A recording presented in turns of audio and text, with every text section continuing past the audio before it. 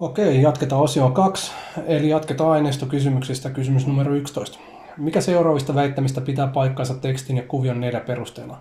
A. Suomella on suuri etumatka EU-hun verrattuna TVT-alan startup-yritysten määrässä. No ei, täällä sanotaan, että Suomi on edelläkävijä monilla aloilla, kuten 5G:n käyttöönotossa, sähköisessä viranomaispalvelussa ja ammattimaisessa työvoimassa. Ja täällä ollaan digitaalisen intensiteetin perustason saavuttaneiden pienten ja keskiyritysten osuus on ylittänyt EU-keskiarvon. Ja kun katsotaan tätä kuvioa 4, niin monella osalla, ei nyt kaikissa, mutta monessa tämä Findesi, eli tämä Suomen toiminta on korkeammalla kuin EUn keskiarvo. Mutta nämä on tällaisia asioita niin kuin koulutuksen saaneet ihmiset, prosentti, sähköinen tiedonvälitys, big data, pilven käyttö, internetin käyttö. Tämä ei kuitenkaan kerro siitä, että meillä olisi startup-yritysten määrä paremmassa kunnossa. Eli tämä ei kuitenkaan kerro siitä, että meillä olisi TVT-alan startup-yritysten määrä paremmassa kunnossa, vaan se sanoo sitä, että meidän olemassa olevissa yrityksissä, oli niitä isoja, keskisuuria tai pieniä, niin siellä IT-osaaminen on niin kuin EU-keskiarvoa paremmalla tasolla, mutta samaa ongelmaa Suomessa kuin muuallakin on, että tarvittaisiin enemmän niitä startuppeja ja IT- ja TVT-alan startuppeja. Ei täällä sanota, että meillä olisi se uusien startuppien määrä nyt jotenkin paremmassa kunnossa kuin muualla. Okei, B. Euroopan TVT-yritykset palkkaavat lähivuosina pääasiassa naispuolisia TVT-asiantuntijoita. Ei täällä niin sanota, vaan täällä sanotaan, että naisten määrää halutaan lisääntää parantamalla peruskoulutusta ja tuomalla aikaisemmin lapsille jo osaamista asiaa ja muutenkin opetusta. Mutta ei tässä sanota, että ne tulee pääasiallisesti palkkaamaan naisia, vaan ehkä niin kuin enenevissä määrin naisia. Mutta ei tässä sanota, että valtaosa tulevaisuudessa tulee olemaan naisia, vaan ehkä tässä sanotaan enemmänkin, että palkataan enemmän kuin nyt. Mutta jos nyt palkataan vain 10% ja tulevaisuudessa 15%, niin kyllähän silloin palkataan 5% enemmän, mutta ei ne siltikään ole niin kuin enemmistö tai pääasiallisesti. Että kuitenkin niin kuin, vaikka palkattaisiin nyt 15% naisia, niin silti 85% on miehiä. Että kyllä se tämän mukaan edelleen on näkyvissä, että se olisi enemmistö niin kuin miesvaltaista. Okei, se satelliittipohjainen internetyhteys on optinen harha. No ei täällä mitään optisesta harhasta puhuta. Jotkut voi olla sitä mieltä, että se on harha tai harhaluulo, mutta ei sillä ole niin kuin optiikan kanssa hirveästi mitään tekemistä. Optinen harha on, jos te vaatelette jossain aavikossa ja näette vettä siellä, vaikka siellä ei oikeastaan olekaan. Se on optinen harha. Ei tässä ole mitään tekemistä optisen harhan kanssa, mitään siitä puhutakaan. D. Merkittävältä osalta EUn asutuista alueista puuttuu valokuitu tai muu kiinteä verkkoyhteys. No niinhän täällä sanotaan, yli puolet EUn maaseututalouksista ei ole suurkapasiteettisen verkon alueella, vaikka kuituyhteisön käyttöönotossa on edistytty. Asutusta maaseudulla 65% ja yli 5G:n puolella 9% ei ole lainkaan kiinteää verkkoa. Tässä nyt on ehkä vähän tulkinnanvarasta, mikä on merkittävä määrä, mutta kai se 9% maaseututalouksista katsotaan merkittäväksi osaksi tässä sitten ilmeisesti. Ja tässä on hyvä muistaa, että tuossa kysymyksessä puhuttiin siis kiinteästä verkosta, vaikka niin kuin tässäkin todetaan, että moni jättää sen kiinteän valitsematta sen takia, että ottaa mieluummin mobiililla aikaista.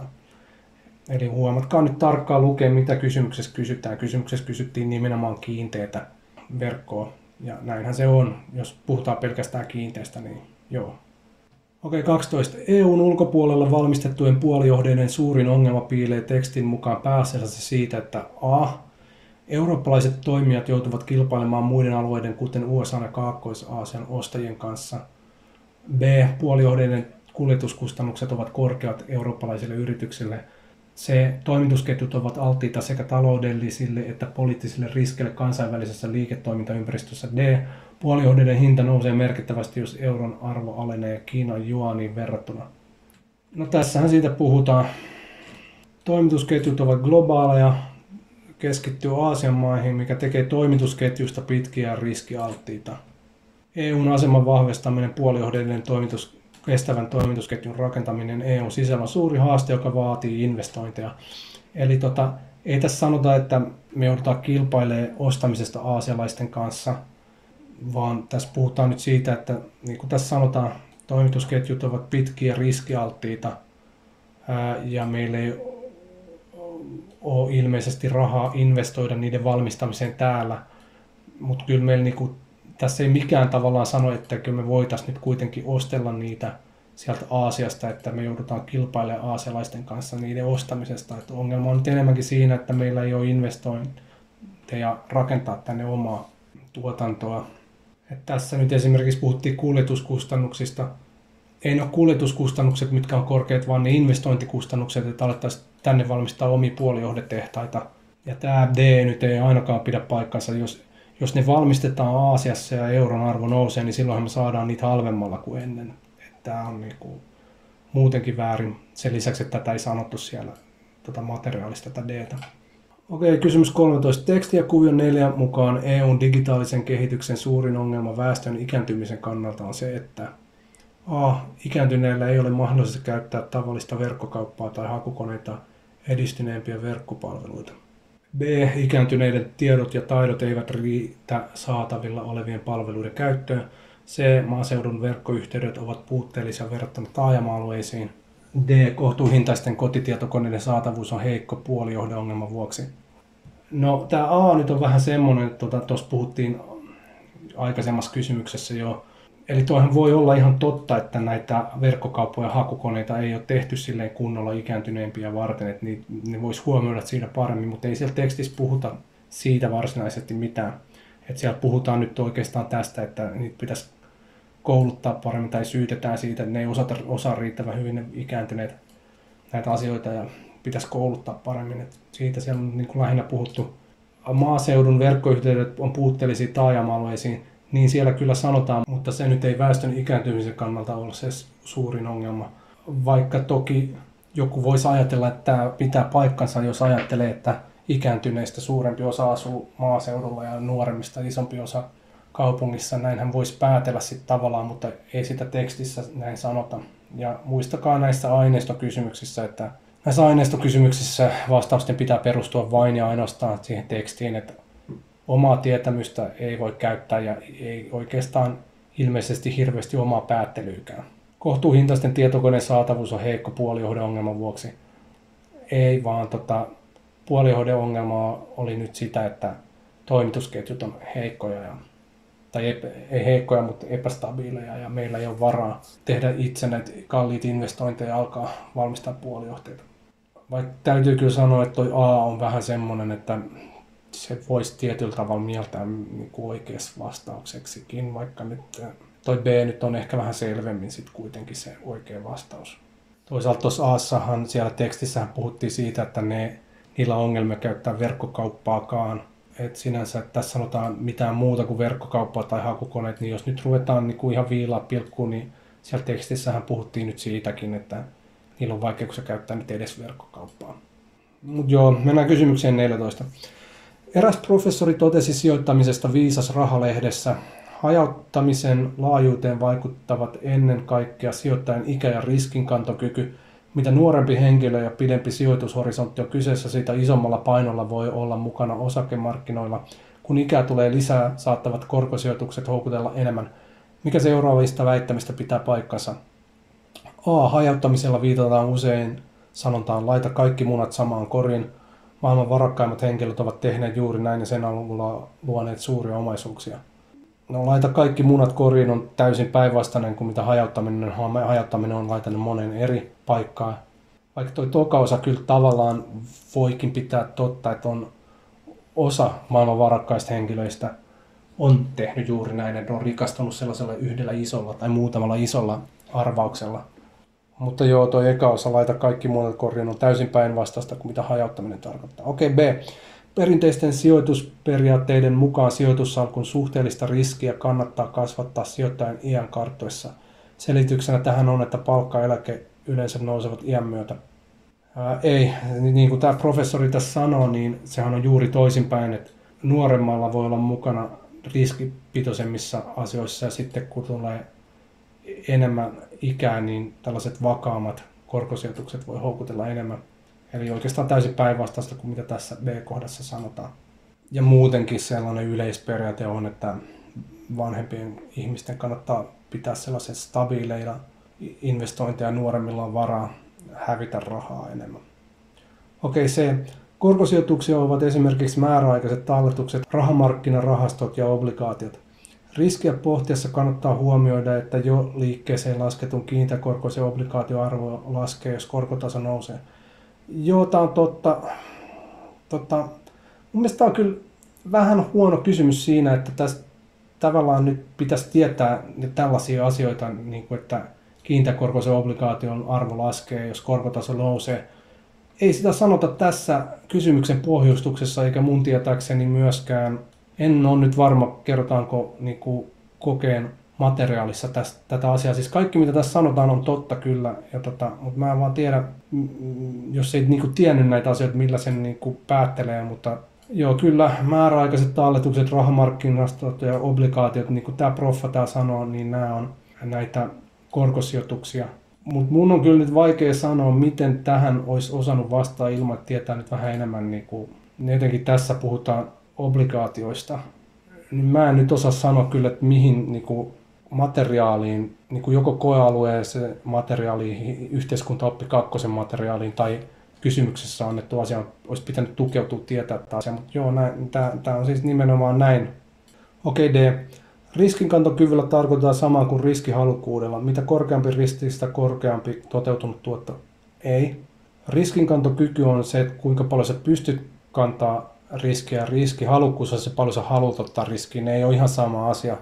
Ja mitä korkeampi riski, niin ei se siinä korkeampi niin kuin potentiaalinen tuotto. Mutta ei se tarkoita sitä, että tuotto on aina korkeampi. Jos näin olisi, niin silloinhan kaikki laittaisi aina vaan korkean riskisimpiin asioihin. Et tuotto voi olla korkeampi, mutta siinä voi myös hävitä enemmän. Eli toteutunut tuotto ei välttämättä ole korkeampi aina. Mun mielestä tavallaan vähän huono kysymys, koska jotta tähän osaisi, toi on tavallaan ilmiselvää, että se on oikein, jos osaa näitä asioita. Mutta mun on vaikea nyt kyllä sanoa, missä kohtaa yhteiskuntaoppi 2 materiaalissa kerrottiin näistä asioista. Eikä mun mielestä tämä teksti, mitä tässä on aika turhaa. Että mikä hyöty tästä alussa olevasta tekstistä on. Ainakaan tämän C-kohdan osalta. Tämä ei mun nähdäkseni hirveästi mitään auta tähän C-hän. Mielestäni vähän huono kysymys, mutta kysymys 15. Vuoden 2020 lopussa ansiotasoindeksi oli 3338 referenssivuonna 1964. Vuoden 2023 lopussa indeksin lukema oli 3685. Kuluttajahintaindeksi oli vuoden 2020 lopussa 103,9 referenssivuoteen 2015 ja vuoden 2023 lopussa 121,5. Kuinka suuri oli ansiotason reaalimuutos? Eli tässä on vähän sama kuin tuossa aikaisemmassa kysymyksessä. Meillä on referenssivuosi, jolle meillä on annettu indeksin alkuarvot on yleensä 100 ja sitten siihen lisätään johonkin muuhun vuoteen nähden, tässä vuoteen 2020, niin siihen lisätään 3,9%. Eli se merkitään sille, että se on 103,9. Eli nyt meidän pitää verrata, kuinka paljon tämä luku vuoden 2023 lopussa on muuttunut tähän lukuun, joka oli vuoden 2020 alussa, mutta näitä lukuja ei suoraan mennä vertailemaan keskenään, vaan nämä luvut pitää muuttaa samaan referenssivuoteen. Eli tätä lukua verrataan nyt siis tähän lukuun, mutta sitä ei saa suoraan verrata, vaan tässä pitää huomioida nyt se kuluttajahintaindeksin muutos tässä välissä.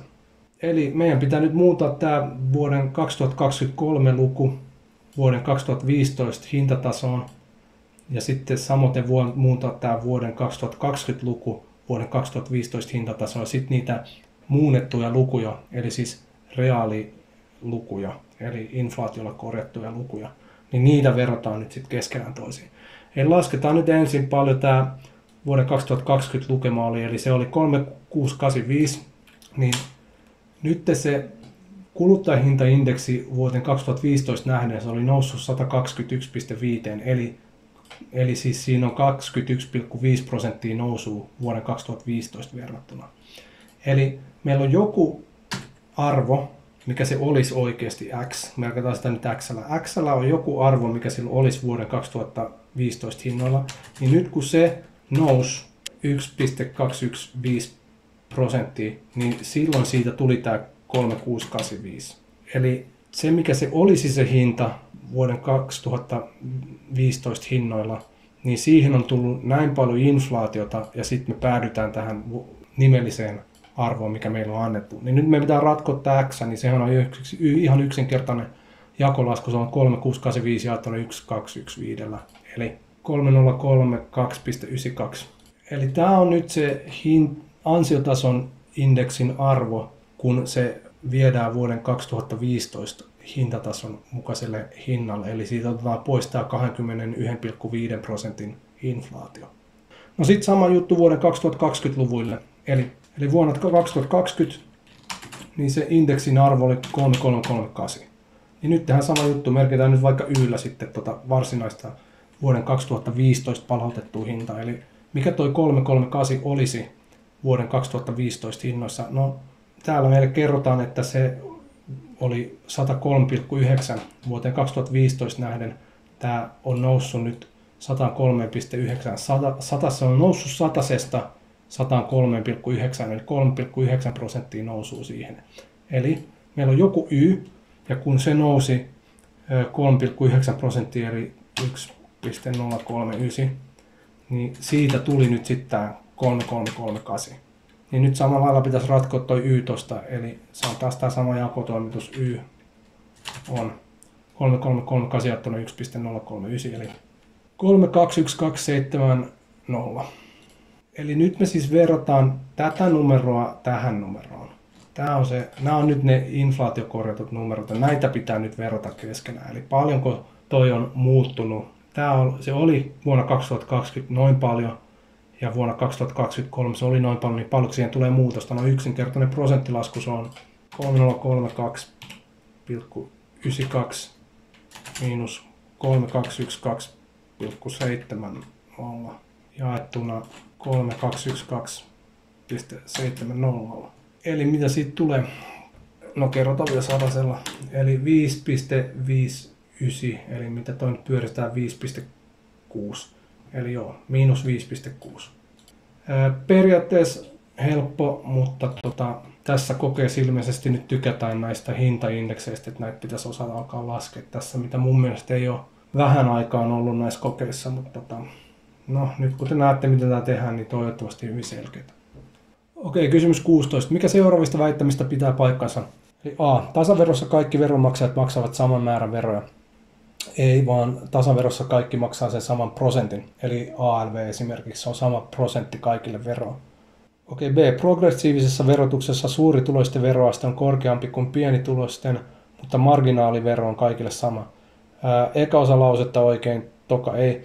Eli progressiivisessa verotuksessa suurituloisten veroaste on korkeampi kuin pienituloisten. Sitä se progressio tarkoittaa. Eli mitä enemmän sä tienaat, niin joka lisä eurosta, jonka sä tienaat, joudut maksaa isomman prosentin veroa.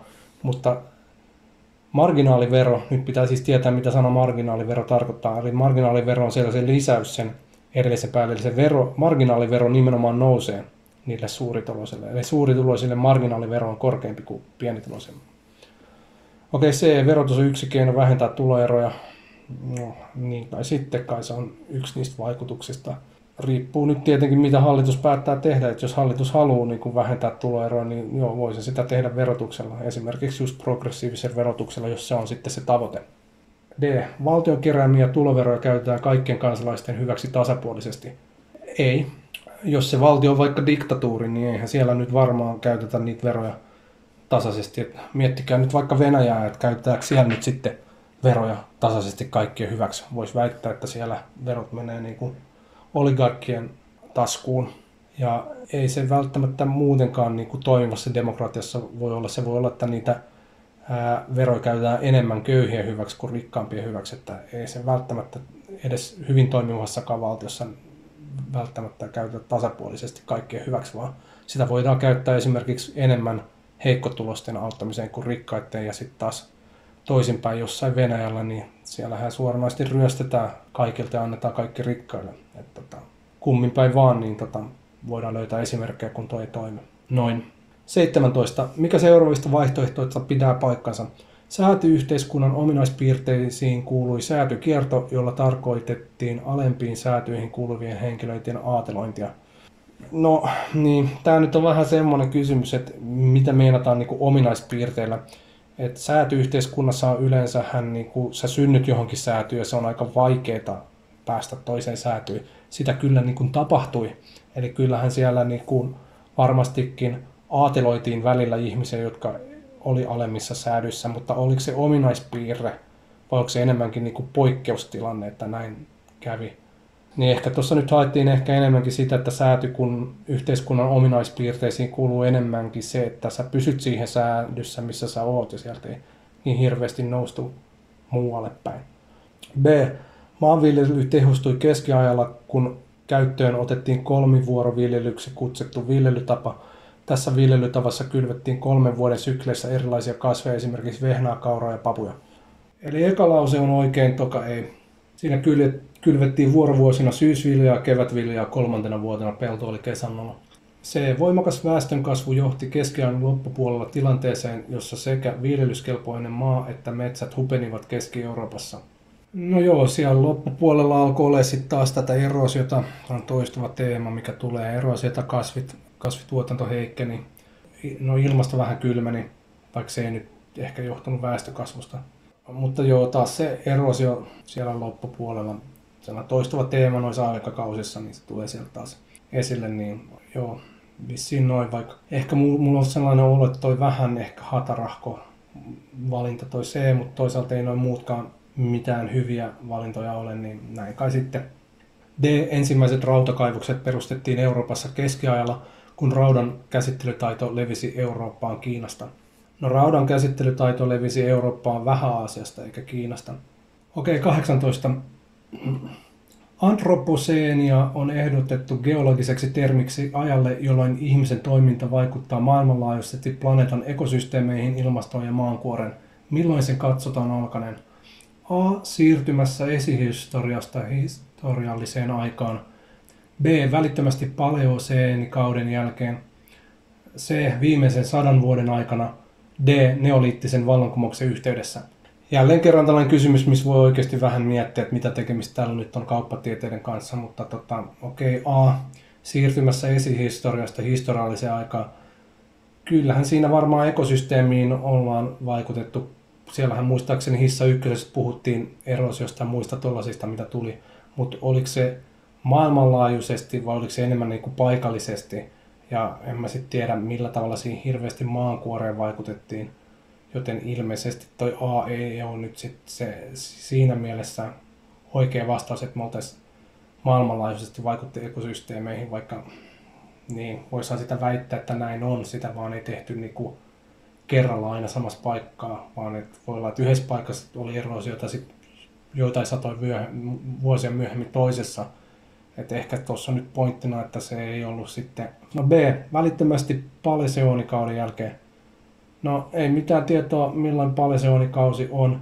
Että jos toi B olisi oikein, niin se tarkoittaa sitä, että muut vaihtoehdot pitää eliminoida, että tuohon päätyy, että ei tuohon muuten voi tietää vastausta. Eli ei B kannata niinku miettiä sen kummemmin ennen kuin on käynyt läpi muut vaihtoehdot ja joko eliminoinut pois. Tai sitten valitse jonkun muun. No se viimeisen 100 vuoden aikana, mikä nyt on merkitty tuohon oikeaksi vastaukseksi, niin kai me nyt sitten vaikutetaan maailmanlaajuisesti. Vaikka en mä kyllä täysin ymmärrä, mitä tarkoittaa tämä, että vaikutetaan maankuoreen. Siis porataanko me jotain reikiä, räjäytetään ydinpommeja siellä, niin kuin, että lohkotaan mantereita uusiksi mantereiksi. Mä en niin kuin täysin ymmärrä, mitä tarkoittaa tämä, että me vaikutetaan maailmanlaajuisesti maankuoreen. En mä sitten tiedä, ehkä fräkkäämistä voidaan ajatella silleen, että siinä vaikutetaan maankuoreen. Mutta siinäkin pitäisi tietää vähän enemmän fräkkäämisestä, miten se toimii, ettei sitä Hissa ykkösen niin kuin tiedoilla tuollaista asiaa voi päättää.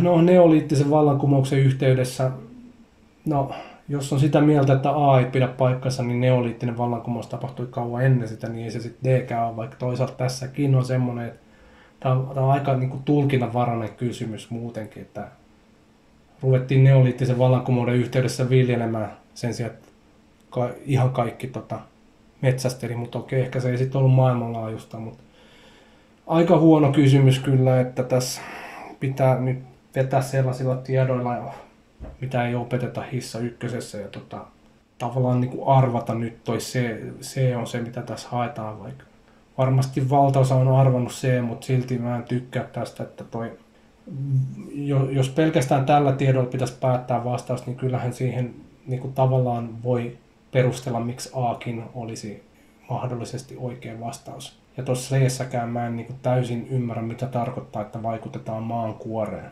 Mutta muistakaa nyt sitten, että jokaiseen kysymykseen ei tarvitse vastata, että siellä on välillä tyhmiäkin kysymyksiä. Valitettavasti tämä kysymys ei edes ole tyhmimmästä päässä tämän vuoden kokeessa. Okei, 19. Mikä seuraavista väittämistä pitää paikkansa? A. Pankit luovat luotonannollaan uutta rahaa luottamuksen parantamiseksi ja esimerkiksi euron arvon vakauttajana keskuspankin holveissa on kuitenkin luotto kantaa vastaava määrä seteleitä. Eka väittämä oikein, toka ei. Siellä nimenomaan ei ole sitä vastaavaa määrää seteleitä, vaan siinä laitetaan osa sitä. Se on englanniksi fractional reserve banking, muistaakseni, mikäköhän se nyt on suomeksi. Vähimmäisvarantojärjestelmä, se on suomeksi, englanniksi fractional reserve banking. Eli siinä tallennetaan vain osa niistä seteleistä. Eli se itse asiassa muistaakseni keskuspankki, kun se on, joka määrittää kuinka suuren prosenttiosuuden jokaisen pankin pitää tallettaa sinne keskuspankkiin asiakkaiden talletuksista. Ja se on tietty prosenttiosuus. Mutta sitten se loput, mitä ei sinne tallenneta, niin ei sitä vastaavaa käteismäärää ole siellä. Okei, B. Valtion harjoittama talouspolitiikka perustuu talousteoriaan ja matemaattisesti optimoituihin ennusteisiin. Tästä syystä siihen ei liity sellaista poliittista eripuraa kuin muuhun poliittisen päätöksentekoon. Aivan täysin väärin. Valtion harjoittama talouspolitiikka, se olisi kiva, jos se perustuisi matemaattisesti optimoituihin ennusteisiin ja talousteoriaan, mutta sinne äänestellään kaiken maailman ihmisiä, jotka tekee sitten omia päätöksiä joskus ihan muilla periaatteilla. Joskus se perustuu noihin, joskus siellä valtion puolella on eksperttejä ja ekonomeja, joita kuunnellaan, mutta ei aina. Ja poliittista eripuraa ei synny, no siitähän se nimenomaan syntyy. En mä tiedä mistä muusta väännetään enemmän kuin valtion talouspolitiikasta. Miten paljon pitäisi olla veroja, mihin rahoja käytetään, sehän on se numero 1 kiistan asia politiikassa melkein aina. Ellei ole jotain katastrofaalista, niin kuin joku sota tai tämmöinen. Okei, C. Jos sijoituksen tuotto on 4% vuodessa, 1000 euron arvon 3 vuoden kuluttua korkoa korolle periaatteen mukaan on 2 desimaalin tarkkuudella 1124,86. Vastaavalla periaatteella 3 vuoden kuluttua saatavan 1000 euron nykyarvo on 892,86.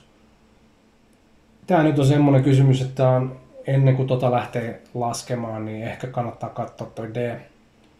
Eli kysyntäkäyrä ilmaisee paljonko hyödykkeitä ostetaan tietyllä hinnalla. Käyrä on yleensä laskeva. Juuri näin hyvin helppo kysymys toi D, ja sen näkee heti, että se on oikein. Ei kannata lähteä tuhlaa aikaa laskea C-kohtaa läpi ihan vaan, että huomaa, että se on väärin, koska tässä kokeessa on tärkeää, todella tärkeää säästää aikaa. Se aika loppuu kesken. Niin jos te näette suoraan, että toi D on oikein, niin älkää tuhlatko aikaa tuohon C-laskemiseen. Mut nyt kun me käydään näitä läpi, niin lasketaan nyt sitten kuitenkin toi C. Eli meillä on 1000 euroa. No korko korolle 4 kertaa 4% vuodessa, eli kerrotaan tää 1,04. Niin noin paljon se on ekan vuoden jälkeen, sitten uudestaan 1,04. Niin kerrottuna, niin se on noin paljon toka vuoden jälkeen, ja nyt sitten kerrotaan vielä 3. kerran 1,04.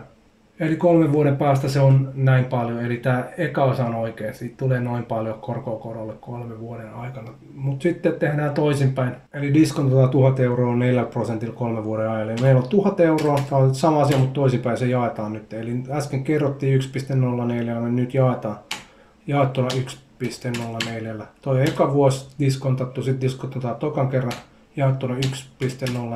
Se on toka kerran diskontattu ja sitten jaetaan vielä 3. kerran jaettuna 0,04. Eli sitten tulee 888, no niin kuin näkyy, se on hyvin lähelle, mutta ei ole. Tää väittää, että se on 89286, oikein numero on 888,9, no 889. Mutta joo, okei, jos suoraan tietää, miten lähtee diskonttaamaan 3 kertaa jakaa, niin ei tohon niin kauan aikaa mene, mutta siinä kokeessa kuitenkin, kun näkee tällaisia numeroita ja katsoo, että ei Herra Jumala, pitää tehdä 2 laskutoimitusta, niin siihen, että miettii, miten se tehdään, niin sen miettimiseen voi mennä paljon aikaa, tai ei paljon, mutta liikaa aikaa, minkä se ajan kuitenkin käyttäisi johonkin muuhun, niin jos suoraan näkee, että D on oikein, niin kannattaa vaan ottaa se D ja jättää tämä lasku väliin. Vaikka joskus, jos on sellaisia tekstivaihtoehtoja, joissa on paljon tekstiä, jos tässä olisi 3 vaihtoehtoa, missä on paljon hankalaa tekstiä, niin sitten se kannattaa laskea läpi ensin ja katsoa, onko se nyt oikein se laskutehtävä, mutta tässä nyt ei. Vaikka okei, tässä nyt hirveästi aikaa hukattu laskemiseen, mutta se on eri asia tälleen rauhassa läpikäydä ja miettiä ja tietää heti mitä tehdä, kun siinä kokeessa pitäisi heti keksiä, että nyt mä kerron 3 kertaa 1.04 ja nyt mä jaan 3 kertaa 1.04. Okei, mennään kysymykseen 20. Henrik tarvitsee 24 000 € autolainan ja on sopinut pankin kanssa lainasta, jossa on 5% vuosikorko, jonka ensimmäinen maksuerä erääntyy vuoden kuluttua. Lainan lyhennykset ja korko maksetaan 8 yhdessä suuressa maksuerässä, eli annuiteetissa puolivuosittain 2,5% vuosikorolla. Mikä on yksittäisen maksuerän suuruus? Annuiteetin laskukaava on, ja sitten tuossa on se annuiteetin kaava. Eli poikkeuksellisesti tässä on oltu niin kilttejä, että annettu ihan niin kuin suoraan toi kaava. Ja äkkiseltään voisi ajatella, että ei tässä mitään, työnnetään numerot kaavaa ja lasketaan. Mutta nyt voi miettiä, että voiko tämä oikeasti olla niin suoraviivasta. Voiko tämä oikeasti olla nyt niin helppo, että tähän vaan työnnetään kaavaan numerot ja lasketaan. Katsotaan miten käy, kun näin tehdään, sitten tulee väärä vastaus. Eli jos noin työntää nyt suoraan kaavaan, niin me saadaan siitä nyt 3347,215. Kun pyöristään, niin sitten tulee 3347,22. Eli B-vastaus, joka on väärin. Eli miksi se meni nyt pieleen? No sen takia, että tämä kaava tässä, tämä olottaa, että ne maksut alkaa niin kuin heti. Mutta nythän tässä sanotaan, että ensimmäinen maksuerä erääntyy vuoden kuluttua. Eli mitä tapahtuu on, että se, ehkä piirrän kuvan taas. Eli se kaava olettaa, että kun me otetaan tässä kohtaa se laina, niin heti seuraavalta jaksolta me suoritetaan ensimmäinen maksu, suoritetaan toinen maksu, suoritetaan 3., 4., 5., 6., 7., 8. Nythän tässä ei käy niin, vaan nyt mitä käy, että me otetaan se laina, mutta sitten se eka maksu, se niin kuin jää väliin. Eli me ei tehdä sitä ekaa maksua. Se korko siinä lainassa kyllä juoksee, mutta se lyhennys ei tapahdu. Eli se kaava, mikä tässä on annettu tämä, se olettaa, että me aletaan heti niin kuin seuraavasta jaksosta lyhentämään. Mutta nythän tässä sanotaan, että se ensimmäinen maksu tapahtuu vasta vuoden kuluttua. Eli me tehdään puolivuosittain niitä maksuja, mutta eka maksu tulee vasta vuoden kuluttua. Eli me hypätään se ekan niin kuin maksun ohi.